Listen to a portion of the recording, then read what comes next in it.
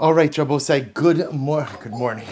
A good tavach. Hope everyone had, creature of habit. Hope everyone had a beautiful and wonderful Shabbos. Just a reminder, please mute yourself if you haven't done so already. Let me see if I could do that. I think I could do that for everyone. Okay, it looks like everybody got it. Good.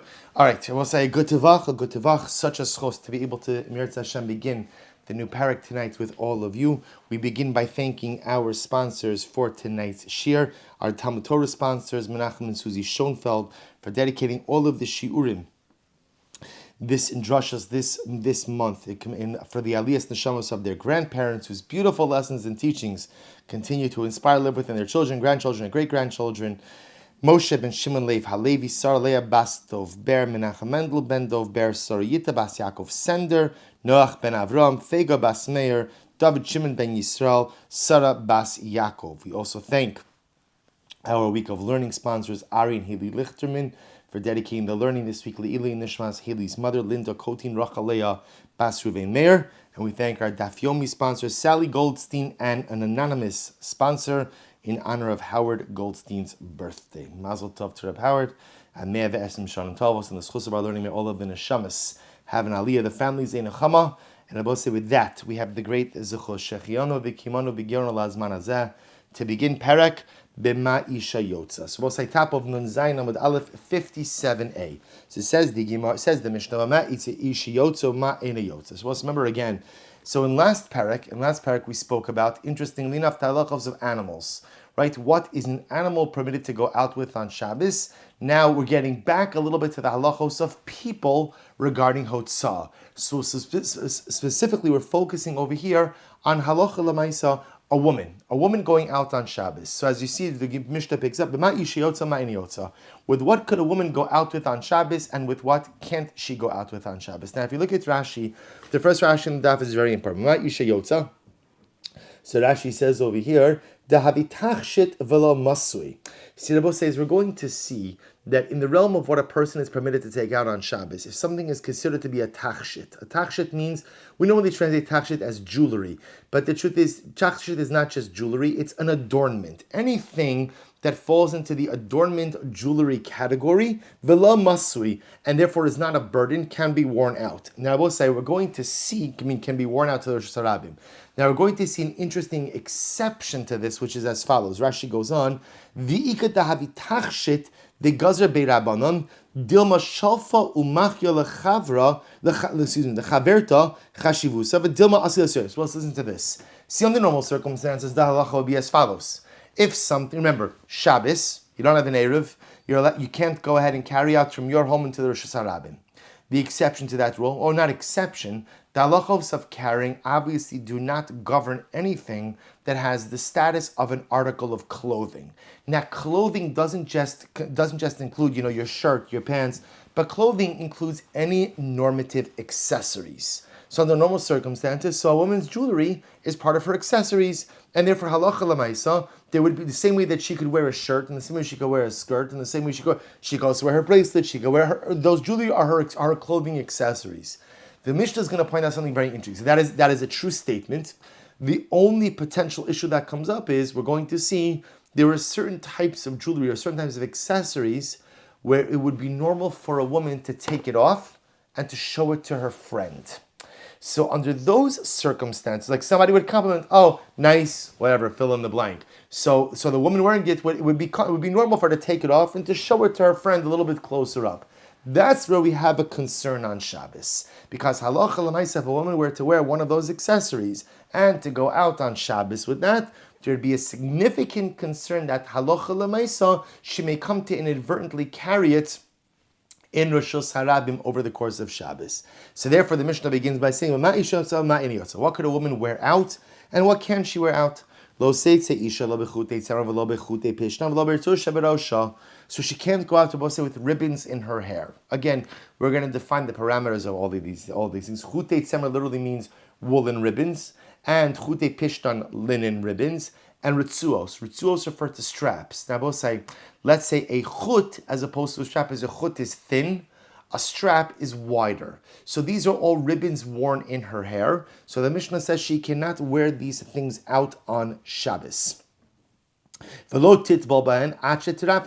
Furthermore, again, if she's going to go to the mikvah, she could only go to the mikvah if she loosens the strands, right? So this is, again, remember, if she loosens the ribbons, then she could immerse with the ribbons still in her hair. So the idea being Abba says, remember again, halacha l'mais, woman goes to the mikvah, so there can't be a chatzitza. There can't be anything that interposes between her body and the water. Same thing with her hair. So therefore the Mishnah is telling me that if she was wearing these ribbons and she was immersing in the mikvah, she would have to loosen the ribbons so as to allow the water to come into full contact with her hair.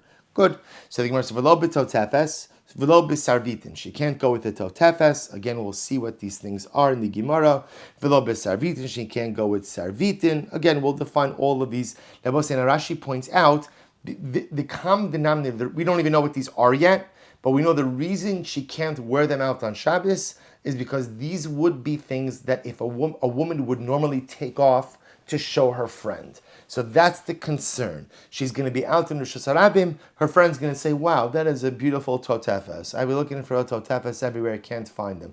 Where did you get that? Could I see it? And what happens? Rachel's going to take off the totefes. Leah, here you go. And Rachel may come to inadvertently carry it Dalit Amis in Rosh Hashanah. So therefore, again, even before we know the definitions we don't yet know the definitions, but halacha l'mais, these are items that a woman would normally take off to show her friend. The Gemara says, Bisman shinan tfurin. I will say all of this assumes that what?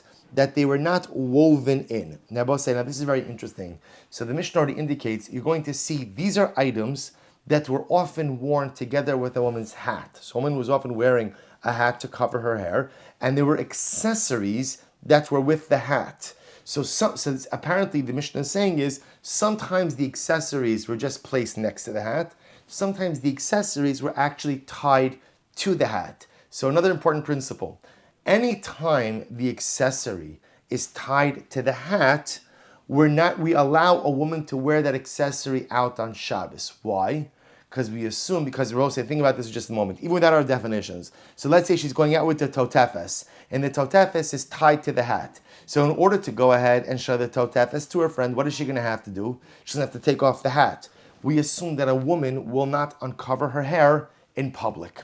So because of that, if halacha l'maisa, the totefes or any of these, we'll see these accessories are tied to the hat, then she can go out with it on Shabbos because we're not concerned that she's going to take it off to show her friend, because that will necessitate uncovering her hair. She's not going to do that in Rosh Hashanah, and therefore again she could go out with the item on Shabbos. Again, we're going to define all of these things. V'lo b'kavol Rosh Hashanah, she can't go out with a kavel. So you're going to both say, we'll see in the Gemara what that means. V'lo bi'ir shel zav, she can't go out with a city of gold. So we'll say again, we're going to define, a lot of beautiful Gemaras actually we'll see defining these concepts as well. V'lo bekatla, she can't go out with a katla. So again, we'll say Rashi says the same thing in Mefarish, like common b'Gemara.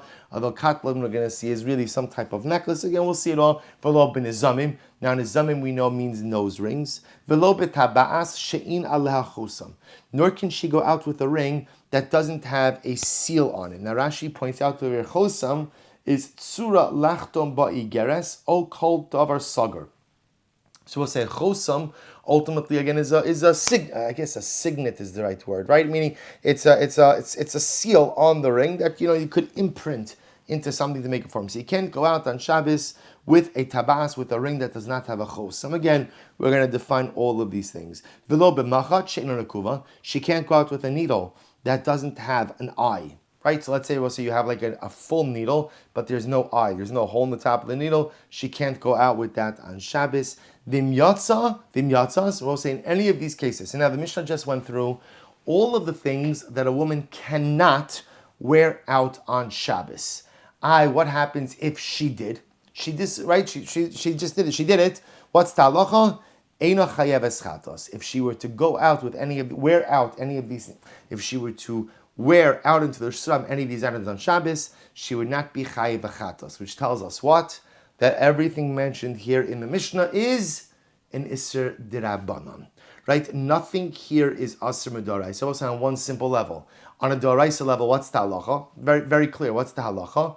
The halacha is if something is called an accessory, you can wear it out on Shabbos, right? There's no concept like this in Midaraisa that you may come to take it off. That's a rabbinic idea. So halacha lemaisa, all of the items mentioned over here are dinei d'Rabbanan, and therefore if a woman did go out with any of these items, halacha lemaisa, she would not be chayav as a chatos. Good, beautiful. Says the Gemara, Tvila man de karshma. So if you remember again, let's go back to the beginning of the Mishnah. So the first things the Mishnah mentioned that you can't go out with are chutei tzemer, chutei pishtan, and ritzuos shebarosha. She can't go out with ribbons in her hair, whether those are ribbons of wool, ribbons of linen, or what we call ritzuos, straps. And then the Mishnah says, by the way, when she goes to the mikvah, she doesn't have to fully remove those items from her hair, but what? But halacha lemaisa, she has to go ahead and loosen them. So the Mishnah says, why are you bringing up the mikvah over here? What does the mikvah have to do with this Mishnah, right? Let's remember again, our discussion is Shabbos. Why are you throwing Hilchos mikvah? First of all, Dr. Elman, beautiful background.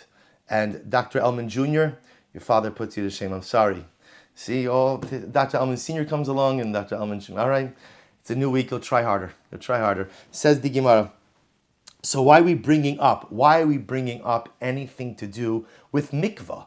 Right? This has nothing to do with mikvah. So we'll say this is incredible. Amar Rav Nachman bar Yitzchak, Amar Rav bar Avua, Matam Kara. We'll say this is incredible. The Mishnah is telling you the reasoning. Why is it that on Shabbos a woman can't wear these ribbons in her hair? Why is it that she can't wear these ribbons in her hair? So the Gemara says, Matam Tetzi Isha, Lo B'chutei Tzar V'lo B'chutei Pishtan, Mipnei She'amru Chachamim, B'chol Lo Titbal B'hem Ad She'terapim. V'chevan de B'chol Lo Titbal B'hem Ad She'terapim. B'Shabbos Lo Seitzei Dilma Mitzrayim Le Tefillah Shal Mitzvah. V'Sharya Luhu V'Asila Asuyinhu Dalet Amos B'Shus Harabim. Wow, we're supposed to watch this.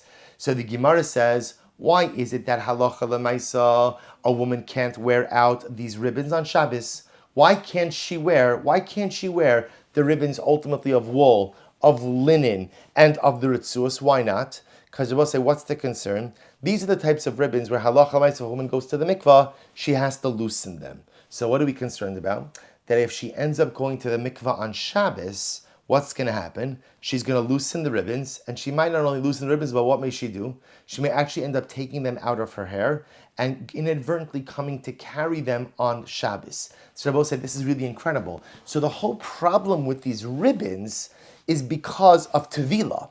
Because again, remember, we discussed already in even with the sugyas of bathing, going to the mikvah, Tevila, right? Tevila bismana is a mitzvah. Rabbi said, it's actually a very important halacha.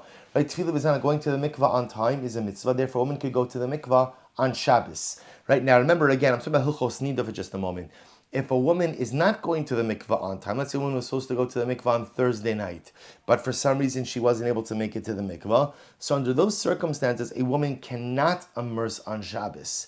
The only time that Shabbos immersion is permitted is when it's a tvila bismana, right? Meaning that night that she's actually supposed to go to the mikvah is Friday night. So because you can go to the mikvah on Shabbos, and because these ribbons have to be loosened before a woman goes into the mikvah in order to allow contact between the water and her hair, so we're concerned about a case where she's going to go to the mikvah on Shabbos, loosen the ribbons, and she may come not just to loosen them, but what? To actually take them out and carry them. Therefore, the halacha is a woman doesn't go out with the ribbons of wool, the ribbons of linen, or the ritzuas on Shabbos. Beautiful. Tichi chalilta mai. Tichi chalilasa mai. So we'll say, what's tichi chalilasa? Look at Rashi. Sharsharos shalchutin chalulos va'aglos. So we'll say, this is actually very interesting. So this case of tichi chalilasa is, if you could imagine, ribbons that are like tubular ribbons. So ribbons that are made, again, they're made out of chutin, they're made out of material, but they're made it looks like a tube. It looks like a tube. And therefore, again, they're tied into there as ribbons, but as opposed to being, let's say, a flat ribbon, they're tubular ribbons. So the Gemara says, what's the halacha with those type of ribbons on Shabbos? Mahu, Rashi says, Likloa bahen Sarah, velotses b'Shabbos, she'ini yachola lemoschon, uledochkon alaser b'chazaka, b'amayim nichnosim ba. So listen to the shaila. The shaila is tubular ribbons can never really be tied tight to the hair. They just can't be tied tight. What that would mean, therefore, is halacha l'maisa, if a woman were to go into the mikvah with these types of ribbons, she would not be obligated to go ahead and loosen them. Why? Because the water could come into contact with her hair. So we'll say, see here what the shaila is? What happens if a woman is wearing this tubular type of ribbon on Shabbos? So remember again, you just told me she can't wear the ribbons of wool, of linen, or Ritzur straps. Why? Because again, those are the types of ribbons where she has to loosen them if she goes to the mikvah. Maybe she's going to go to the mikvah on Shabbos. She's going to loosen the ribbons and ultimately come to take them out and come to carry them. All right. So halacha l'maisa, could a woman go out with the type of ribbons that don't have to be loosened for the mikvah? These tubular ribbons, they don't have to be loosened for the mikvah, and therefore can she go out with those on Shabbos? Because it would appear that there's really no obligation, no concern that she may come to carry them. Amrle arik kamrit, he said, you're talking about something that's woven. So kol shu arik lo gazru, anything that's woven, Chazal were not gozer in that case. Now we'll say, why were Chazal not gozer in that case? For exactly the reason we just said, because in general, something that's woven can't really be tied very tight to the hair. And therefore, halacha l'maisa, a woman would be able to immerse even without loosening that ribbon. Well, if a woman would be able to immerse without loosening the ribbon, then what?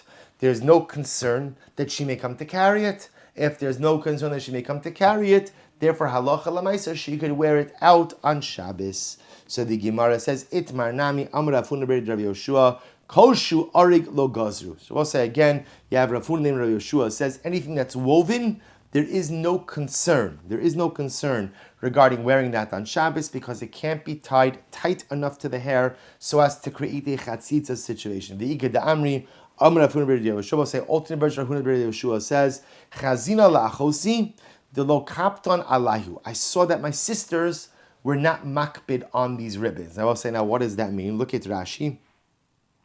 Rashi says over here, sorry. So he's not talking about over here about immersion in the mikvah. What he's talking about is, I would see that when my sisters were preparing to bathe, they would not take those ribbons out of their hair, those type of tubular ribbons. So what is he saying? He's saying clearly the fact that they wouldn't take it out of their hair indicates to us what? That halacha l'maisa, they don't serve as a chatzitza. And if they're not the chatzitza, there's no concern that one may come to go ahead and take it out and end up carrying it on Shabbos. So we'll say two different versions of Rav Huna, to which the Gemara says, Ma'ika. So we'll say, I want to be clear. According to both versions, Rav Huna is saying the same thing, which is what? That halacha l'maisa, there's absolutely no problem for a woman to wear a woven ribbon in her hair on Shabbos. Why not? Because again, woven ribbons do not really tie tightly to the hair. Because of that, they don't serve as a chatzitza. A woman could go into the mikvah even without loosening it, and therefore there's no concern that she may come to carry it on Shabbos. It's just two different versions as to how Rav Huna articulated this particular shita. In version number one, he said anything that's woven is not problematic. In version number two, he said, I saw that my sisters weren't makbid to take it out of their hair when they went to the mikvah. When they went to bathe. It's not mikvah. When they went to bathe. So the Gemara says, we'll say, why is the Gemara giving me two different lashonos? Meaning, what's the nafkamina? What's the practical difference between either of these lashonos? So the Gemara says, de tanifan. What happens, Rabbi say, if the tubular ribbons were dirty? They were dirty. So the Gemara says, now Rashi says, de mitnefi shenitnefu hanach tichi betit. Let's say you got some clay or some mortar, some schmutz on it. What would be the halacha in that case? So the Gemara says, lahach lishna da amar kol shu areg lo gazru hani nami areg. So according to the version that says anything that's woven does not create an interposition. Therefore, halacha l'maisa, even if there's some schmutz on it, you could still wear this tubular ribbon out. Ulahach lishna da amrit mishum kepeda. But according to the lashon that says that where he discusses that my sisters would bathe with it because they weren't makbid on it, kevan de tanifan mikbid kapta alayhu. Since they're a little bit dirty, ultimately again, they would be makbid and therefore would come to take it out. So I'll say it's interesting that it seems to be that lagabe hilchos Shabbos, wearing a tubular ribbon, even if it's dirty, would be fine. Because the only concern by ribbons is when it's the kind of ribbon that a woman would take out ultimately to go ahead and go to the mikvah.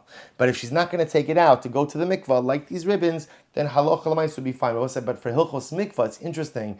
The concern would be that halacha l'maisa, if there's shmutz on the ribbon, and she comes out of the mikvah, and the shmutz goes on her, that ultimately poses a chatzitza. So Rashi has a whole arichos on this as well, which we're not going to get into tonight. So it's not hasam. But the point to remember is, here's the takeaway, right? The takeaway is that halacha l'maisa, the reason why going out with the ribbons on Shabbos is problematic, even though I remember again, a woman wears a ribbon in her hair, ain't tachshit gidol mizo, right? It's clear that's an accessory, right? That's an accessory. It's in her, and Mamish, like, remember again, we'll say this is tied to the hair. This is interwoven with the hair, so it's certainly an accessory. So what's the pshat? So again, you see, what's the concern? The concern is with ribbons that would have to be loosened were she to immerse in the mikvah. And since a woman could go to the mikvah on Shabbos, the concern is that if she ends up going to the mikvah, she's going to loosen the ribbon. Once she loosens the ribbon, what are we concerned about? That she's going to fully take it out and end up carrying it. That's why halacha l'maisa. So we see, are there exceptions to the ribbon rule? And the answer is yes. The answer is yes. Right, they both say at the end of the day, if it's the type of ribbon essentially that would not have to be loosened, then a woman could wear it in her hair going out on Shabbos as well. Tanan Hasam. Ve'elu chotetzin ba'adim. So we'll say the Mishnah, the Gemara quotes another Mishnah.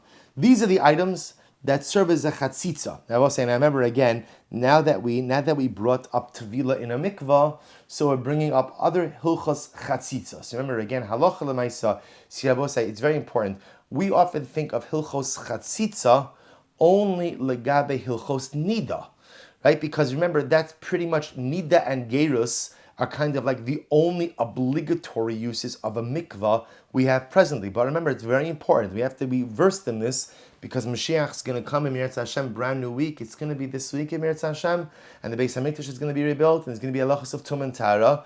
And remember again, the mikvah is the halachos of chatzitza applies to anyone who goes to the mikvah. So a person comes in contact with the sheretz, a person comes in contact with the corpse, they have to go to the mikvah. So a man has to be as makbid with hilchos chatzitza, just as a woman does. So the Gemara says, these are the things which create a chatzitza on the body of a person.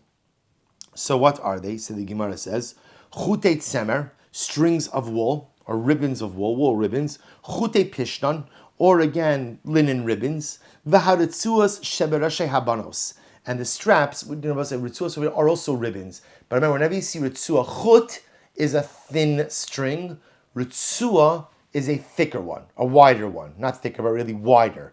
So we'll say, so ritzuas, this is like what the girls wear in their hair. Rabbi Yehuda Omer shel tzemer v'shel se'ar in chotetzin.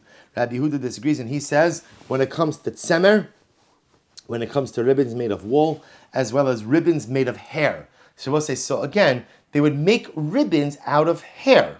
They have it today also. You can buy braids that are like headbands that are made out of human hair. So they would make ribbons out of hair. So the Gemara says, so Rabbi Huda says that halacha l'maisa, if you have ribbons made of wool or ribbons made of hair, they are not chotzeitz. Why not? Because we'll say Shitas Rabbi Yehuda is, remember, something is only a chatzitza if what? If it interposes between the body and water. Interposes between the body and water. But halacha l'maisa, if the water could get through, even if the item is there, it does not create a chatzitza. I will say, now I want to point something out very important. Obviously, we know that the halacha is that the goal is when going to the mikvah, there should be nothing on a person's body. Remember, all of these discussions are ex post facto, right? You went to the mikvah already. So the shaila is the immersion valid or not? So Rabbi Yehuda is positing that halacha l'maisa, if you're wearing ribbons of wool or ribbons made of human hair, halacha l'maisa, the water could get into that, and therefore it's not a chatzitza. So the Gemara says, Amar Afuna v'kulam b'rashi abanos. Afuna says, and by the way, just we're talking about the kind of ribbons that girls wear on their head. Girls wear on their head. So Rabbi say, listen to this. So the Gemara says, Maskif Rav Yosef, limi uteimai. Rabbi say, what the Gemara is understanding is as follows. When Rav Huna says that, by the way, we're talking about the kind of ribbons that girls wear on their head, what he must be meaning is as follows. That if a woman were to wear this type of ribbon on a different part of her body, that it would create the chatzitza. So the Gemara says, what are you talking about? So what's the case exactly that you're coming to exclude? If you want to say, maybe she's wearing one of these ribbons around her neck. So I will say, so interesting enough, look at Rashi. It's 4 lines up from the bottom. So we're going to see that sometimes a woman would wear like a ribbon around her neck, almost like as a choker. So we're going to see actually it served 2 different purposes. We'll see this on Amud Beis a little bit. So maybe you're telling me then that when does Rabbi Yehuda say that a ribbon made of wool or a ribbon made of hair does not go ahead and create the chatzitza? That's only if she's wearing it in her hair. But Allah says she's wearing it as a choker, right? Then that is a chatzitza. Is that what you're coming to say? So the Gemara says, udimai. And what material then will we be talking about? If you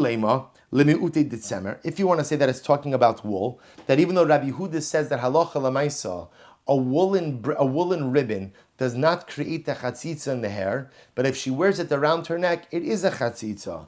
Sahashta, rach al gabe kasha chotzeitz. Rach al gabe rach mi boy. So we'll say if that's the case again, when something soft is on something hard, it causes a chatzitza. So we'll say, so the assumption over here, just to understand what the reference over here is, the rach over here, wool is called soft versus hair, which is called hard. So the Gemara says, hashta rach al gabe kasha chotzeitz, if something soft on something hard, wool on hair is a chatzitza. Rach al gabi rach mi boy. So we'll say certainly if you take a woolen ribbon and tie it around the neck, which is quote unquote soft on soft, then halacha lemaisa certainly be a chatzitza. Ve'elameude dechute pishtan. So maybe you'll say it's coming to exclude woolen ribbons. So linen ribbons. Hashta kasha gabe kasha chotzeitz. So if that's the case again, remember when you tie a linen ribbon on the hair, that's a chatzitza. It's something hard on something hard. Kasha gabe rach mi boy. So when you tie something hard, i.e. the linen ribbon on the neck, on the flesh, which is soft, certainly poses a chatzitza. Alam Rav Yosef, Rav the Gemara says, Hanu tam Rav Huna. So we'll say, what's Rav Huna's logic? So remember again, just to be very clear, we're just trying to figure out, Rav Huna said, by the way, the ribbons that we're talking about are the type of ribbons that the girls wear in their hair. And we say, okay, Rav Huna, thank you for the fashion insight, right? Incredible ha'ara. The Gemara will say, obviously, the first reaction is, who cares? What does that contribute? If Rav Huna's adding that, that means what Rav is saying? That means that halacha l'maisa, Rav Huna's saying that that's an important fact. So we're trying to figure out what does Rav Huna's statement add to this discussion. But let's say, here we go. Hainu tamid Rav Huna, lefi she'ein isha chonekes esatzma. Rav Huna says a very important idea, that halacha l'maisa, whenever we speak about ribbons being a chatzitza in the hair, it's only in the hair that the ribbon is a chatzitza. And I remember again, we have a machlokes about what kind of ribbons create the chatzitza in the hair, right? That's a machlokes Rabbi Yehuda and the Tanakama, okay? Rav Huna comes along and says, however you go in that machlokes, one thing is clear, which is ribbons only create the chatzitza where? In the hair. As opposed to if a woman ties a ribbon around her neck, that'll never be a chatzitza. Why will that never be a chatzitza? Because ein isha chonekes esatzma, a woman is never going to tie a ribbon around her neck so tightly that water would not be able to penetrate. So therefore, halacha lemaisa, says Rav Huna, however you fall out on the machlokes Rabbi Yehuda and the Rabbanon, the ribbon is only a chatzitza on the hair, but if a woman chooses to wear it as a necklace, it is not going to be a problem. So the Gemara says, really? Esve Abaye says, Habanos yotzos bechutin sheba azneyen, avalo bechavokin shebet savarehem. Suppose to listen to this. So Abaye says, girls could go out with chutin sheba azneyen. So we'll say literally strings in their ears. Now, why would somebody have a string in their ear? Rashi says, bechutin sheba azneyen, shenosnin sham shelo yisasem hanekev. So Rashi points out over here that it sounds like maybe it was with the younger girls. They got their ears pierced. For whatever the reason, the earrings weren't in. So what would they do? They put a piece of string through the hole in the earlobe, through the piercing, so that the piercing shouldn't close up. So a girl could go out with the string in her ear. Both say now again. So remember, it makes a lot of. We understand why is that. Because remember, the only time a woman can't go out with an accessory is when halacha l'maisa there's a concern that she may take it off or take it out to show her friend. A girl is not going to take that piece of string out from her ear, because halacha l'maisa she doesn't want the piercing to close up. So therefore, she can go out with the chut shebaznain, avalo b'chavakin shebetzarayim. But again, we'll say halacha l'maisa. If a woman, now Rashi says chavakin loshon kilkali v'chavak les rabosus. So we'll say, so if she's wearing again, we'll see chavakin means like a choker. She's wearing a choker, but in this case, again, the choker doesn't necessarily have to be like made of a metal, but she's wearing like a precious metal. But let's say even just a fabric, right? She's wearing a ritzua, so she can't go out with her. She can't go out with the chavakish dress. The Gemara says, 1 second, that doesn't make sense. The amrit ein isha chonekes atzma chavakish shetzibitzarein. So remember again. Let's go back for just a moment. When do we say that halacha l'maisa woman could go out with an accessory? So number one, again, if it's not something she's going to take off to show her friend. And number two, what? That it's a type of accessory that halacha l'maisa she wouldn't have to loosen for immersion in the mikvah because water could get in. Because if she would have to loosen it for immersion in the mikvah, then what are we concerned about? That she'll come not just to loosen it but take it off. So what did we just say? We just said that when a woman's wearing a choker, she never goes ahead and ties it so tight, that water couldn't get in. A woman's not going to strangle herself. So I don't understand. If that's the case, then why can't a woman go out with a choker on Shabbos? Halacha l'maisa should be totally fine. She doesn't have to loosen it for the mikvah, and therefore there should be no concern that she would come to carry it. Why can't she go out with it? Here we go. Ravina. This is incredible. Amud Beis. Hacha bekatla askinon. So also, we're not talking about just a regular chabakin, which is just like a choker, but rather this is a katla. Now look at Rashi. This is actually quite fascinating. Bekatla askinon, beged choshev. Both says this was a significant garment, litlos bitzavara, that a woman would wear around her neck, kineged liba. So both say, you have to imagine this. This was a garment that was tied around her neck, but that extended down towards the chest, right? All the way opposite her heart. I will say it's interesting. What was the purpose of this garment? Shelo yipol mashi ocheles al bigadeha. So we'll say what this sounds like what it was what? Like a bib, but an elegant bib, right? This wasn't just like, like Velcro on, Velcro off. This was choshev. This was a garment. This was a garment. And it had strings. Rashi points out, it had drawstrings. You'll see, v'yesh lo makom shinatzim. We'll say shinatzim are drawstrings. Ke'ein sha'osim lemichnasayim. The same way I will say they used to have drawstrings for pants.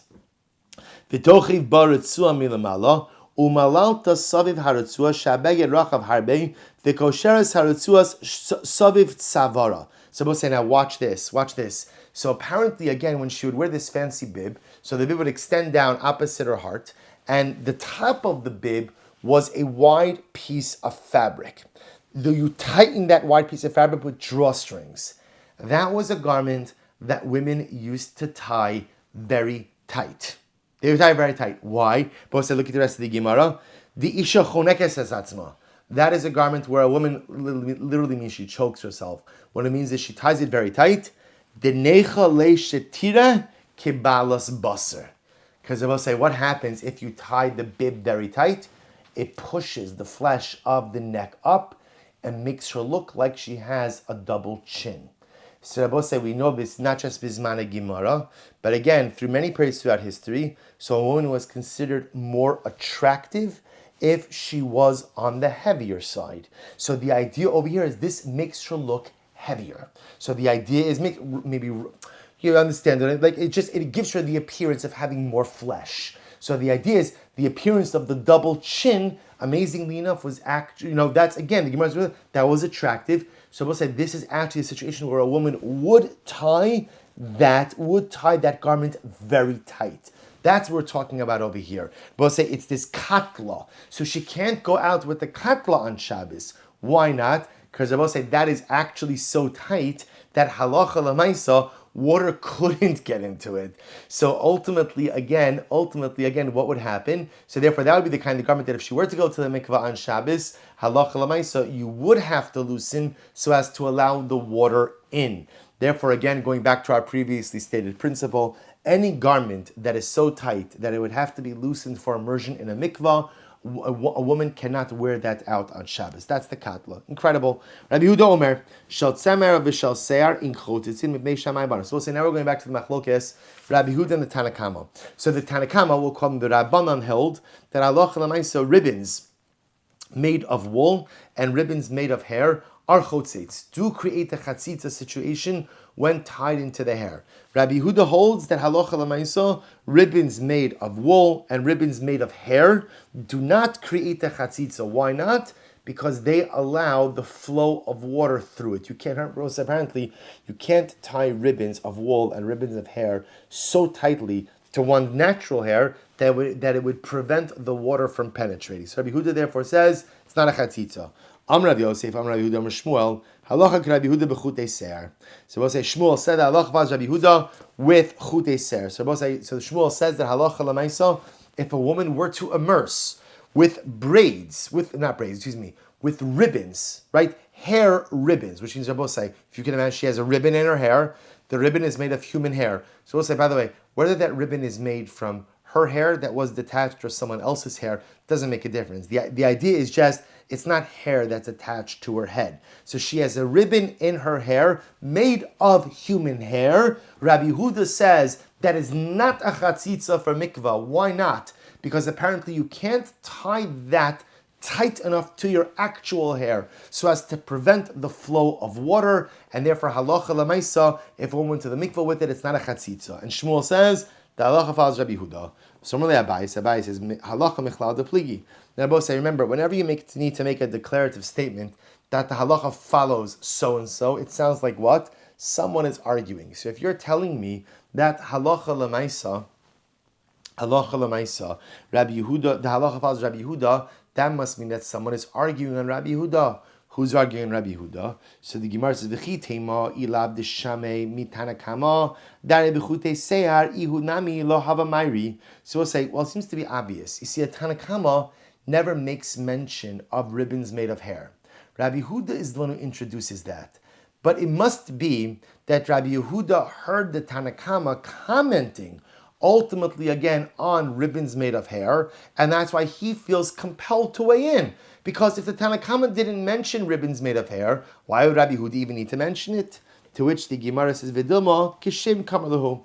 Maybe Rabbi Yehuda is saying to the Tanna Kama as follows: Ki hechi dimodiso li b'chutei seyar, odi li namin b'chutei tzemer.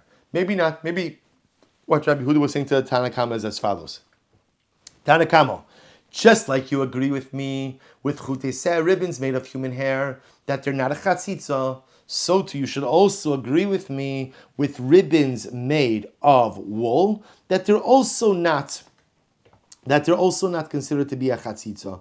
So both say, this is the shaila. Here's what we know. We know that Rabbi Yehuda holds. Here's what we know. No, Tanna Kama holds that ribbons made of wool do create a chatzitza problem. Rabbi Yehuda comes along and says, ribbons made of wool and ribbons made of human hair, neither of those create a chatzitza problem. We're trying to figure out, Rabbi Yehuda is one who brings up the discussion of ribbons made of human hair. So is he saying that ribbons made of human hair are not a chatzitza because the Tanna Kama holds that ribbons made of human hair are a chatzitza? Or does the Tanna Kama actually agree with Rabbi Yehuda?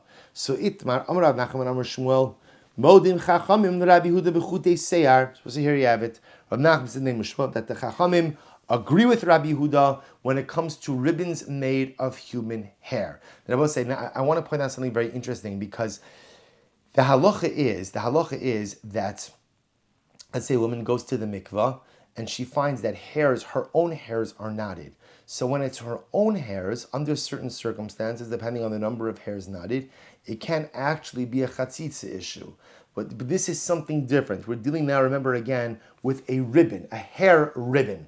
A hair ribbon, so she is taking a hair ribbon, meaning a ribbon made of hair, human hair, that's not attached to her body. She's weaving that into her hair. Apparently everyone agrees, Rabbi Yehuda and the Tanna Kama, that does not create a chatzitza issue. Why doesn't it create a chatzitza issue? Because apparently you can't tie a human hair ribbon to your own natural hair tightly enough so as to prevent water contact with your natural hair. So the Gemara says, Modim Chacham Rabbi Yehuda b'chutei seyar. That supports this.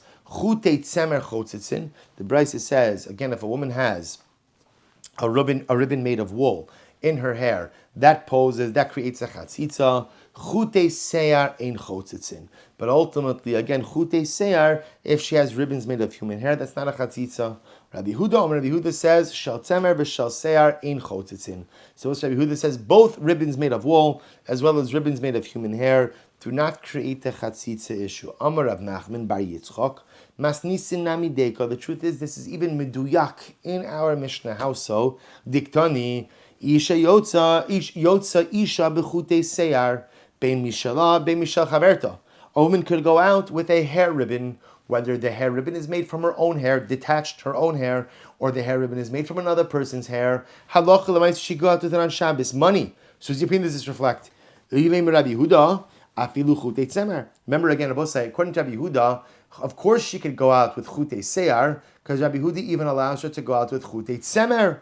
Ela lav rabbanani ushmamina b'chutei seyar nami is chutei seyar lo pligi shmamina. So Rabbi say, therefore, alocha lemaisa, the Gemara suggests that the only point of contention between Rabbi Huda and the Chachamim is a case of chutei tzemer. Can a woman go out on Shabbos with a ribbon made of wool tied into her hair?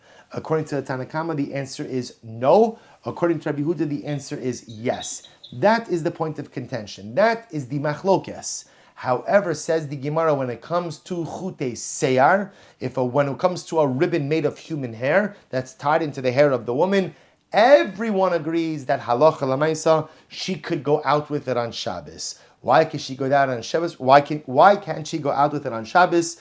Because it is not a chatzitza legabe mikvah. And because it's not a chatzitza legabe mikvah, there's no concern that lest she come to go to the mikvah on Shabbos, that she would have to loosen it and end up carrying it. Therefore, Allah Chalais, everyone agrees that with a hair ribbon, she could wear it with it, I should say differently, with a ribbon made of hair, halacha l'maisa, she can wear that out on Shabbos. Beautiful. V'lo b'totefes. So let's remember again, the Mishnah said she cannot go out with a totefes.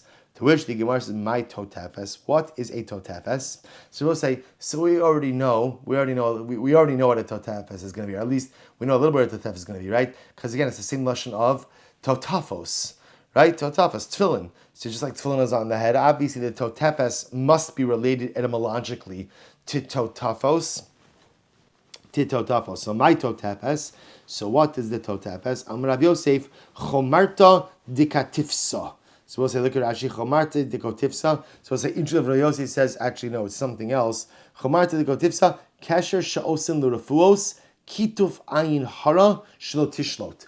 So we'll say this was like some type of amulet or thing that they used to wear to ward off ayin hara. Now we'll say, we're going to spend significant time speaking about amulets. Interestingly enough, we'll spend a little bit of time speaking about the notion of a kamiyah or of an amulet and what exactly it does. But we're going to see Lagabe Shabbos. This is going to be a big discussion about walking out with an amulet, a kamiyah that people would wear either for refuah, for health purposes, or to ward off ayin hara. So Rav Yosef says over here, what's the totefes? It's chomarta dekatifsa. Ultimately, again, it's this thing that people would wear around their neck to ward off ayin hara. So we're going to find, we'll say there's, in general, the notion of ayin hara is quite a fascinating one that people often really misunderstand, like in this idea that, remember, HaKadosh Baruch Hu loves us, which means, and He takes care of us, and He looks out for us.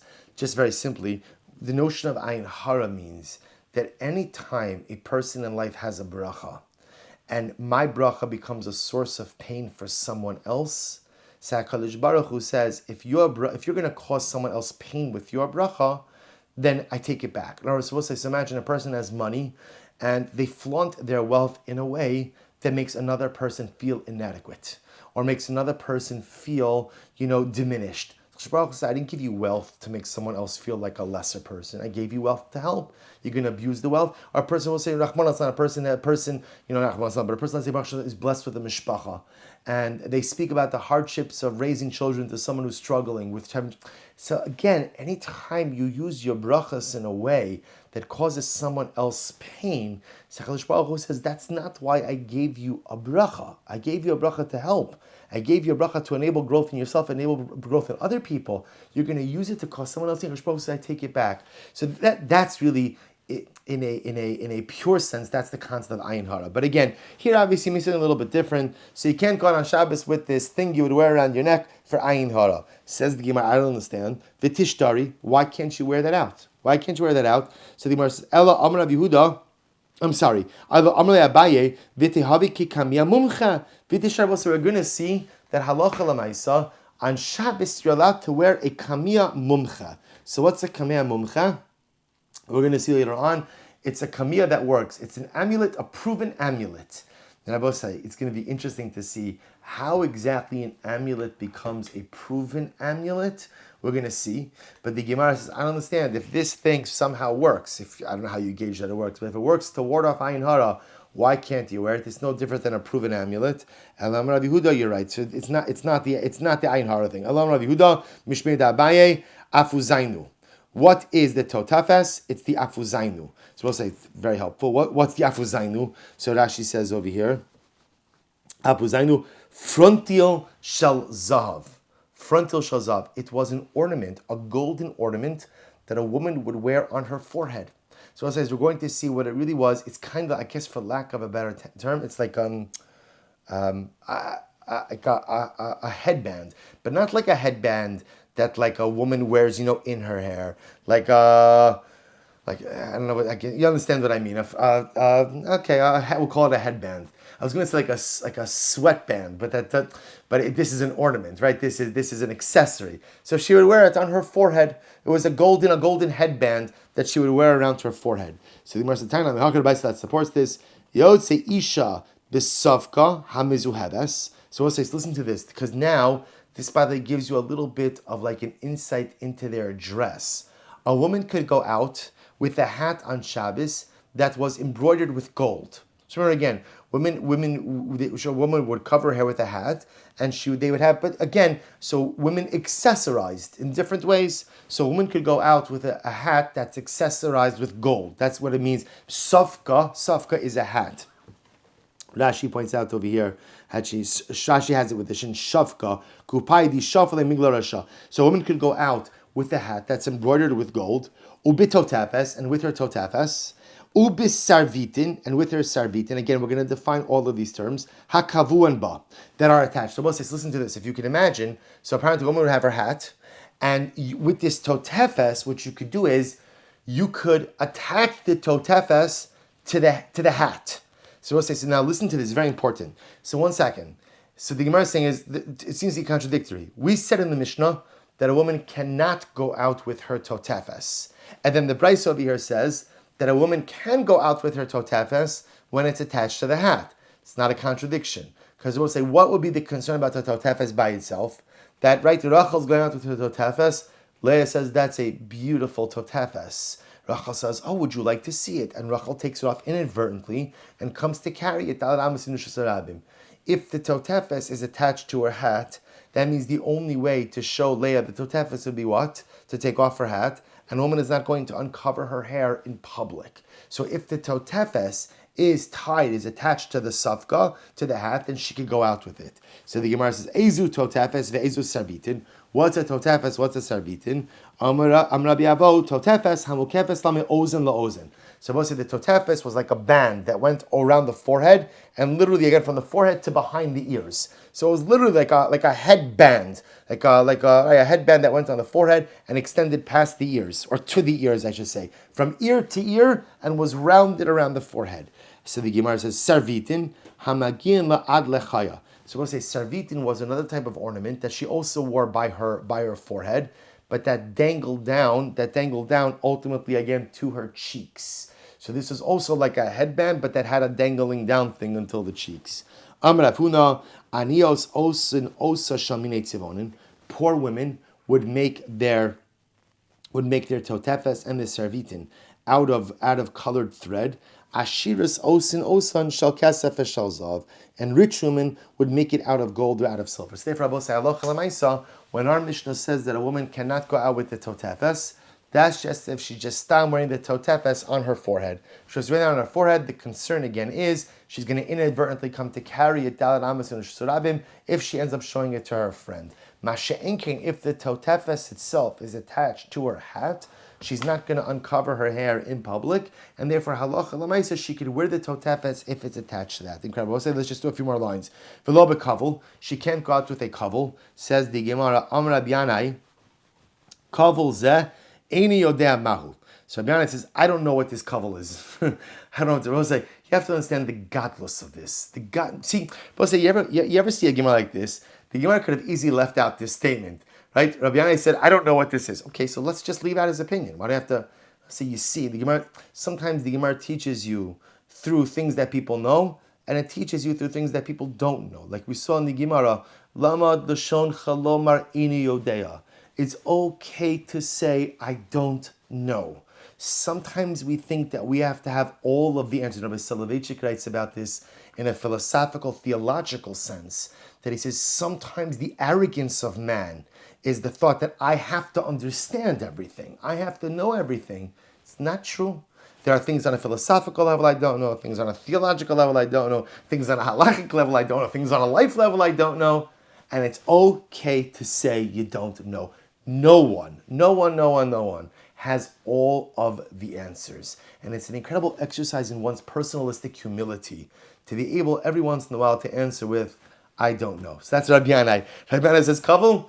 No idea. No idea what it is. So the Gemara says, Imi yodea ikavla da'avda tanan, aval kipa shal tzemer shapir, dummy, o dilma kipa shal tzemer tanan, the kosh king kavla da'avda. So we'll say, so Rabbi Yanai says, here's what I do know, is that there are two possibilities, because I've heard this word used in two different contexts. There's kavla da'avda. So slaves used to go out like bearing a mark. They would wear something like an emblem on their clothing. That's called kavla da'avda. So is that what it's saying? That the slave can't go out with his emblem on Shabbos? Is that what it's saying? So kavla could be kavla da'avda. However, again, kavla could also mean like a woolen hat. So both say, this is Talmudic fashion 101. So we'll say, so a woman would wear a hat, that was the savka, and apparently she would wear like a woolen cap beneath the hat, a loose-fitting woolen cap. Seemed to have been totally for ornamental purposes, right? It was an accessory. So Rabbi Yanai says, I don't know if the kavel is the emblem of the eved, or is the kavel ultimately, again, the woolen hat. So the Gemara says, the Chosh Ken Kav Da'avda. Amrabi Avo, Mistabra Kiman Domer Kipa Shal Tzemer. So Rabbi Avo says, I'm pretty sure that Kavla in the Mishnah means what? The woolen hat. The woolen hat. So the Gemara says, Kiman Domer Kipa Shal Tzemer Tanan. The time in a Hakir Baisa that supports this, Isha Yotze Bekavul Ubi Istima Lechatzer. A woman could go out with her kavul and with her istima into the chatzar. So we'll say, interesting enough, what does that mean? So remember, she can go from her house into a shared courtyard with her kavul. Now the fact that it says that she can go from her house into the courtyard tells us that what? She can't go into the Rishus Harabim with her kavul. That she can't do. So the Gemara says, so it seems to be pretty clear from this context that kavul is not referring ultimately again to the emblem of the eved, but rather is referring to the woolen cap that a woman used to wear under her hat. So the Gemara says, Shimon Elazar Omer af b'kavul Rishus Harabim. Shimon Elazar says, the truth is a woman could even go out with her kavul into the Rishus Harabim. Both will end with this. Klal Omer Shimon Elazar koshu lamata min asavka yotzebo. Anything that a woman wears underneath her hat, she can go out with on Shabbos. Kol shehu lamala min hasavka ein yotzin bo. Anything that's above her hat, she can't go out with. They both say, what's the logic? Anything she wears under her hat, in order to show it to someone else, what would she have to do? She'd have to remove her hair covering, which we assume she's not going to do in Rosh Hashanah. But anything on top of her hat, she could easily remove without removing her hair covering, in which case wearing it out into the Rosh Hashanah is going to be asur. So the Gemara says, by the way, my istima, we'll say, if you remember again, so before we quoted in the Mishnah, that a woman could go out with a kavul and with an istima. What's the istima? Amra biavo bizyuni. It's a bizyuni. Okay, the Gemara says, thank you. My bizyuni. What's a bizyuni? Amra bai amarav kalya paruche. This is incredible. Look at Rashi. Kalya paruche mitznefes kitano la'achar kishureha shekolas rosha v'kasasa v'kista yesh saros kitanos sheyotzin chutz lekishureha. Suppose that this is incredible. So after a woman would cover her hair, she would often have little like stray hairs, flyaway hairs, flyaway hairs. So what would she do? So she would have like another garment to catch her flyaway. I don't know if flyaway hairs is the technical term, but you understand. She would use another garment to ultimately catch the flyaway hairs. These were called flyaway hairs. Al shem africhin v'yotzin chutz, because ultimately, again, they would go out of the rest of the head covering. V'ogadason l'tachas kishirel al yedei mitznefes kitzar. Suppose say this was like a little scarf, like another little tichel that she would wear to catch her flyaway hairs. So apparently, again, so we'll say, remember, this is reflecting the view of Shimon Elazar. Shimon Elazar says anything that a woman wears underneath her hat, she can go out with on Shabbos, for there is no concern that she will come to take that off, because that would necessitate her removing her hat, which she's not going to do. Anything above the hat, that's when we get concerned. There's one more modification, which we saw from the previous sugya, which is it appears that anything attached to her hat, also she would not take off in Rosh Hashanah, because more often than not, anything attached to that she can wear out at the Rosh Hashanah, because halacha l'maisa, taking it off would require removing her hat. So what comes out over here is as follows. What comes out is the Mishnah gave us a principle. The principle is pretty much a woman could wear anything out as long as we don't have a concern. Let me say differently. The way the halacha starts is anything that's an accessory, a woman could wear out on Shabbos. That's the daraisa. Dirabanan, if there is a concern that she may come to carry it, then ultimately she can't wear it out. There are two issues where potential carrying comes up. If it's the type of item that she would have to loosen in order to go to the mikvah, then there's a concern that she may come to loosen and carry it. Or if it's the type of item that she would show her friend, if her friend inquired about it, also there's a concern ultimately of carrying it out. There's now another qualification of this as follows. Essentially, there are two areas. There's above the hat and below the hat. Anything above the hat, there's a concern of taking off and carrying. Anything that's below the hat, there's no concern of taking off and carrying, because a woman is not going to uncover her hair in the public sphere. I will say, just end off with one interesting idea. The Gemara mentioned this totefes. So as I mentioned, we already knew even before we defined it that it's got to be something on the forehead, because it's the same exact lashon of totafos. So Rashi HaKadosh on the pasuk by totafos, which refers to tefillin shel rosh, says totafos is not a Hebrew word. It's right. It's not. It doesn't have an etymologic Hebrew root. So Rashi says, what's totafos? It's a contraction of two words. Tat bekafsi, pas ba'afriki. So tat in kafsi, some dialect, is two, and pas, pesaf, in African, some type of African dialect, is two. 2 plus 2 is 4. Shows us the 4 compartments, 4 parashios in the Shalosh. Asks Rabbi Yitzchak Berditchev. So I don't understand. Why doesn't there just use like a regular word? Why? See, you're giving me a made-up word. The word doesn't even exist. You've taken 2 words from 2 different languages that both happen to mean 2. You combine them ultimately into one word that means 4. From here I see that tefillin. So Rabbi Yitzchak says something absolutely amazing. He says the Torah HaKadosh every once in a while slips in words from foreign languages. The first time we see this is where? By Yaakov and Lavan.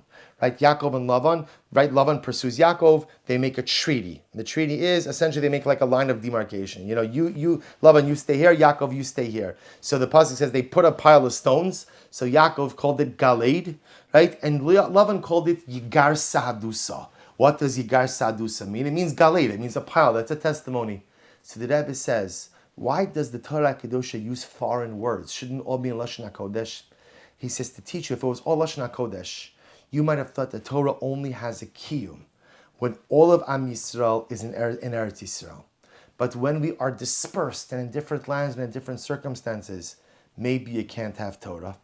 To which, ultimately, again, the Torah Kedosha adds in these words every once in a while, from different languages, different dialects, and different cultures, to teach us that wherever we live, our Torah always has the ability to be with us. So whether you're in Aram Naharaim, or whether you're in some language land that speaks Kafsi, or some African land, wherever you are, at the end of the day, Torah Kedosha is always accessible. And think about this, we're starting another week, and Halavai Kadosh Baruch Hu should bring refuah to the world this week, should allow us to somehow figure out our way out of this incredibly difficult matzav, and should give all of those who are stricken with this virus a refuah shalema, and those of us, Baruch Hashem, who are healthy to remain healthy. But how amazing is it that despite the way that this virus has so dramatically changed our communities and changed our world, I'm amazed. It's Motzei Shabbos. It's 10:18, and there are between YouTube and Zoom close to 70 people learning Daf Yomi. I know you're not here just to see my pretty face, right? You're here because ultimately, again, Torah is beautiful and Torah is magnificent. Isn't this Totafos? Isn't this Yigar Sahadusa? No matter what happens in our world, no matter what happens, Torah is our constant. Torah is always here. And when we do this together on a Motzei Shabbos, starting our week like this, learning together under pretty dramatic circumstances, we say to HaKadosh Baruch Hu, no matter what happens, no matter what kind of curveballs you throw us, we're by your side. We are with you, we are with your Torah. And HaKadosh Baruch Hu, see how much we love you. And let us hope that Amir Hashem, this will be a week when we get to see how much HaKadosh Baruch Hu truly loves us.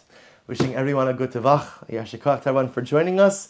And Amir Hashem tomorrow morning, Shachris at 7:15. Daf Yomi B'Shat Tov Matzlachas at 8 o'clock a.m. A good tevach. Good tevach, everyone. Good tevach. Good tevach, everyone. Good tevach. Thank you. Yashikar for everything. B'Chtia, of course.